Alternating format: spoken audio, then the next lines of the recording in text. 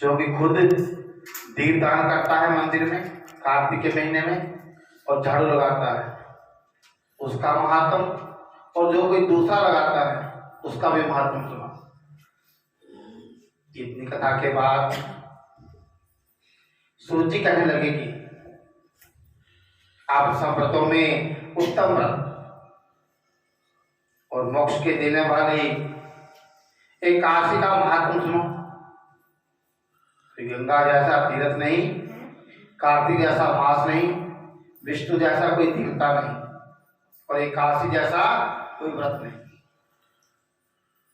बाकी व्रत करो ना करो, एक एकादशी का व्रत कर लो तो सभी व्रतों का फल मिल जाएगा। और एकादशी का व्रत नहीं किया, बाकी सब व्रत करते रहे तो उसका फल 0। साल में 24 एकादशी आती, 2 बल मास मिला के 26 एकादशी होती। तो कहते जिसने एकादशी का व्रत कर लिया उससे साल में आने वाले जितने भी व्रत हैं सारे कर, उनका सारे का पुण्य मिल जाएगा। और जिस सनातनी ने, जो ठाकुर जी को मानते हैं, जो सनातनी है, उन्होंने नहीं किया, समझो उसने सारे व्रत करके भी तो कुछ नहीं किया। एकादशी तिथि कृष्ण पक्ष की हो या शुक्ल पक्ष की, अब नहीं खाना चाहिए। एकादशी का व्रत भी 10वीं वेता एकादशी नहीं करनी चाहिए। एकादश सुधी द्वादशी, जिसमें एकादशी का स्पर्श हो जाए द्वादशी का, वो करनी चाहिए। जो पहले वाली वो भी नहीं करनी चाहिए। इसका भी बड़ा स्पष्ट उदाहरण मिलता है पद्म पुराण में।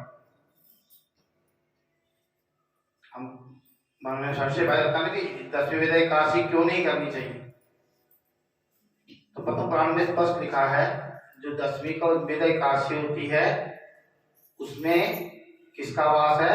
मोहिनी का, पाप का। नाग पुराण का उत्तरकांड सारा इसी का है, पूरा वृतांत है। जिसको एक राजा के कारण, ब्रह्मा जी कोई राजा था जिसने एकादशी का व्रत करवाता था अपने राज्य सभी का, उसका व्रत भंग करने के लिए, क्योंकि इस टाइम में व्रत कराता था तो सारे स्वर्ग में जा रहे थे। तो ब्रह्मा जी का नरक खाली हो गया, उसका यमराज जी का। तो यमराज जी के ब्रह्मा के पास कहता जी आपके यहाँ जब मेरे यहाँ कोई आएगा तो मैं क्या करूंगा, यहाँ बैठ के ये पकड़ो आपकी नौकरी, मैं नहीं करूंगा। तो उस राजा का नाम मेरे अभी ध्यान में नहीं, उसका बंद रुकमंगद, उसका नाम था रुकमंगद। उसका व्रत भंग करने के लिए फिर ब्रह्मा जी ने मोहिनी की सृष्टि की, मोहिनी को रचा। उसने आकर उनका व्रत भंग करवाया, तब नरकों में जाने लगे। तो इसलिए बाद में उसको श्राप लगा मोहिनी को, तो उसके कारण उसका क्या कर दिया, 10वीं में वास कर दिया। 10वीं के अंदर जो एकादशी लगेगी उसमें तेरा वास रहेगा, और जो एकादशी द्वादशी करेगा उसमें तेरा कोई मतलब नहीं होगा। जो एकादशी को अन्न खाता है वह पापों का भक्षण करता है। एकादशी का व्रत माता के समान उसकी रक्षा करता है। 10वीं और द्वादशी को भी एक समय ही भोजन करना चाहिए। एक समय नहीं, 2 समय कर लो, लेकिन 10वीं को चावल कभी नहीं खाने चाहिए जो एकादशी का व्रत करता है।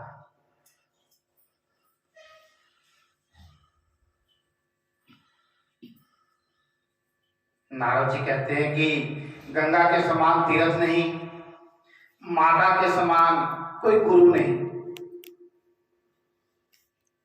क्योंकि अब स्कूलों में तो एबीसी चलती है, वेदांत का पहला सूत्र, 2-2 4-4 शब्दों के, उसको कहते हैं सूत्र। उसका पहला सूत्र क्या है? मातृदेवो भव, दूसरा पितृदेवो भव, फिर आचार्य देवो भव। आप किसी पुराने गुरुकुल में जाके देखो, सबसे पहले दीवार पे अंकित मिलेगा आपको,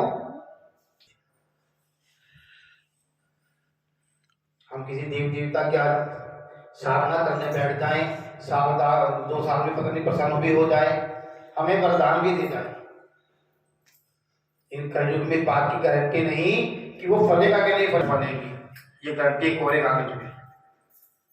तो साइंस भी मानता है जो बच्चा अपने माँ बाप के पास बैठता है, माँ बाप के हृदय से ऐसी तरंगे निकलती हैं जो दुआ और बददुआ बन के काम करती हैं। देवताओं की गारंटी नहीं है कि कुछ फलेगा कि नहीं फलेगा, लेकिन माता पिता के मन से निकली हुई आह और दुआ दोनों ही फलेगी। इसलिए माता को गुरु माना गया है। क्यों सबसे माना गया है? क्योंकि माता ही है जो जीव को सबसे पहले संसार दिखाती है। हमारी संस्कृति में एक छोटी सी गीतिका है, भजन टाइप है, उसमें लिखा है, ये न माता पिता सेवया पूजितो मंदिरे तेन पूजा कितावानवा। जिसने माता पिता की सेवा कर ली, समझे उसने मंदिर जाए या ना जाए, तीर्थ करे ना करे, उसको उसका फल मिल गया। इतना महत्व माता और पिता की सेवा का है। विष्णु के समान कोई देवता नहीं, अन्न ना खाने के बराबर कोई तप नहीं, और शांति के बराबर कोई सुख नहीं, और सत्य के बराबर कोई ज्योति नहीं, कार्तिक के समान कोई मास नहीं, और ज्ञान के समान लाभ नहीं, तथा एकादशी के समान व्रत नहीं, तथा व्रत करने वाला प्रातःकाल उठकर भगवान जी का पूजन करे और पुराणों की कथा सुने, एकादशी की रात्रि को जागरण करे। नारद जी कहने लगे कि हे राजन, अब एक इतिहास सुनो। नर्मदा नदी के तट पर गालव ऋषि का अति शोभायमान आश्रम था। गालव का भद्रशील नाम का एक पुत्र था जो भगवान विष्णु का परम भक्त था। वे बालकों के साथ भगवान की मूर्ति बनाकर उनका पूजन किया करता था, साथ ही बालकों को उपदेश दिया करता था कि वह भी भगवान का पूजन करें तथा एकादशी का व्रत रखें। बालक भी उसका उपदेश सुनकर वैसा ही किया करते थे। किसी को आप अच्छे रास्ते पर लगाते हो तो पुण्य के भागी बन जाते हो। दिखाने से चले ना चले वो उसकी मर्जी है, और वही आप उसको उल्टा दिखाओगे, पाप के भागी बन जाओगे।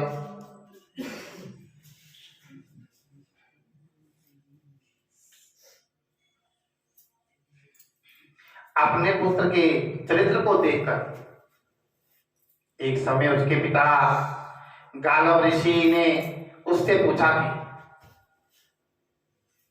कि हे भद्रशील, तुम सदैव भगवान विष्णु की पूजा में लगे रहते हो, यह उपदेश सुनकर, यह उपदेश तुमको किसने दिया?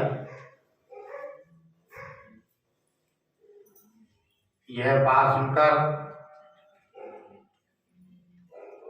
भद्रशील कहने लगा कि हे पिताजी, मैं आपको अपने पूर्व जन्म का वृत्तांत कहता हूं।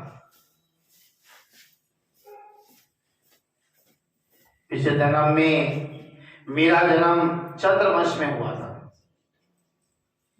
और धर्म कीर्ति मेरा नाम था। दत्तात्रेय जी से मैंने शिक्षा दीक्षा ग्रहण की थी।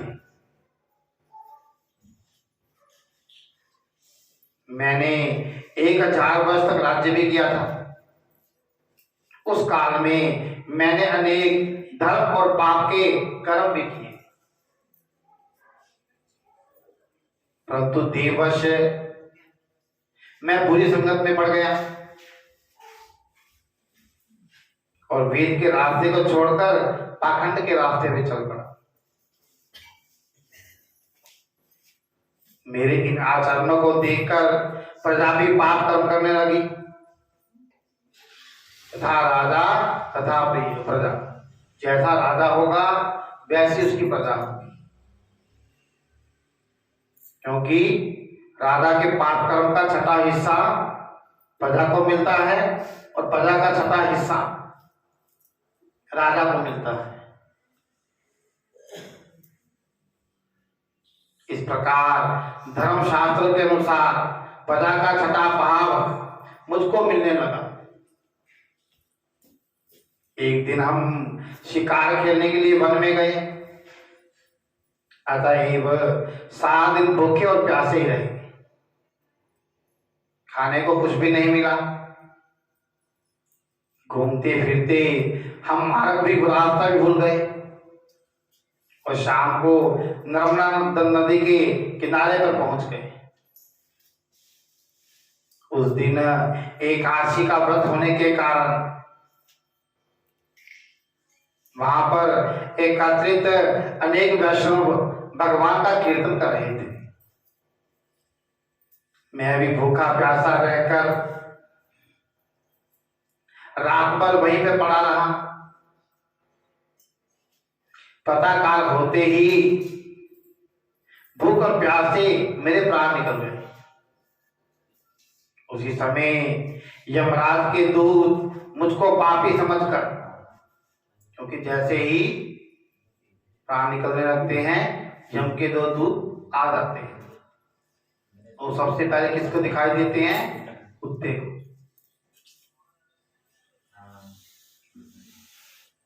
कुत्ते को दिखाई देते हैं। शास्त्रों के अनुसार जब प्राणी इंसान जीव देह निकलती है, तुम्हें प्राण निकलते हैं, तो 40 मिनट पहले उसने जितने भी कर्म किए होते हैं, जितने जन्म लिए होते हैं, सबके सब याद आ जाते हैं। जन्म तक भी याद आ जाते हैं, क्योंकि देह में से प्राण निकलते ही हमें अंगूठे के बराबर से मिल जाता है।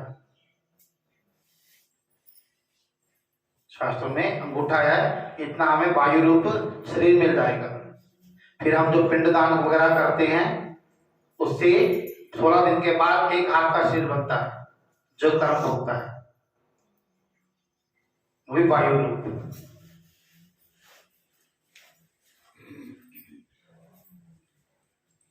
मुझको पापी समझकर मारते पीटते यमराज के पास ले गए। यमराज ने चित्रगुप्त से मेरे सब पाप और पुण्यों का लेखा मांगा। तब चित्रगुप्त ने विचार करके कहा कि यद्यपि यह बड़ा पापी है, परंतु इसने एकादशी का व्रत किया था और उसी से इसके प्राण निकल गए। इस कारण इसके समस्त पाप नष्ट हो गए हैं। क्योंकि हम जो जाने अनजाने में पाप करते हैं, ये स्कंद पुराण की कथा छोटी सी। नारद जी पूछते हैं, ठाकुर जी भी कलयुग आ गया है आगे, तो इसमें लोग पाप करेंगे, उनका उद्धार कैसे होगा? ठाकुर जी कहते हैं, भाई एकादशी का व्रत कर लो, उसका उद्धार हो जाएगा। कहते हैं फिर तो सारे पाप किया करेंगे, 14 दिन पाप किया करेंगे, 15 दिन एकादशी रखेंगे, अगले निवृत्त हो जाएंगे पाप से। कहते नहीं, एकादशी उसी के पाप धोएगी जो अनजाने में किए हैं, और जो पाप से तौबा कर लेगा, हम उसी अनजाने में गलती हो गई, अब नहीं करूंगा, उस पाप को एकादशी का व्रत नष्ट कर देगा।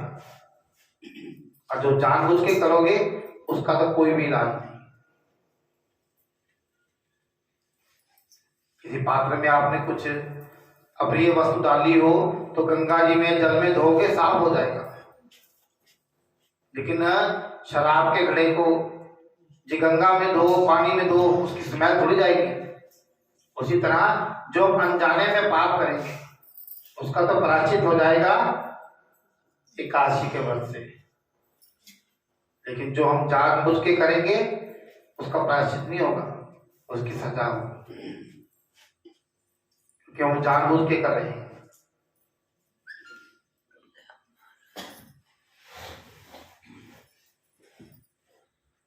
यह सुनकर यमराज तत्काल अपने सिंहासन से उठ खड़े हुए और हाथ जोड़कर मुझसे बोले कि क्षमा करना, हमसे भूल हो गई। साथ ही मुझको नमस्कार भी किया। फिर अपने दूतों को धमकाकर कहने लगे कि जो मनुष्य भगवान के नामों का जाप करता हो उसको कभी भी हमारे पास मत लाओ, उनसे यमराज भी डरते हैं।